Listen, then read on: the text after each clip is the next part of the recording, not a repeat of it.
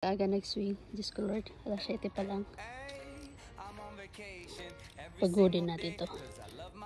First time nang Lumi mag-swing.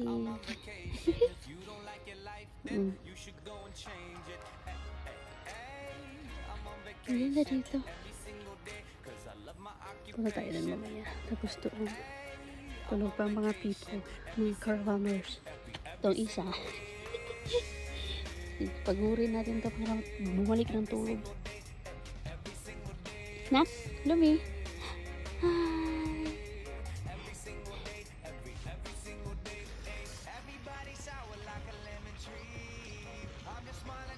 I think ito pala laruan to eh. Yung parang jumping. May naglaro kasi yung bata kahapon eh. Nag-jump siya dyan. Jumping. And then merong ano tawag doon? Boat restaurant. Uso yun dito.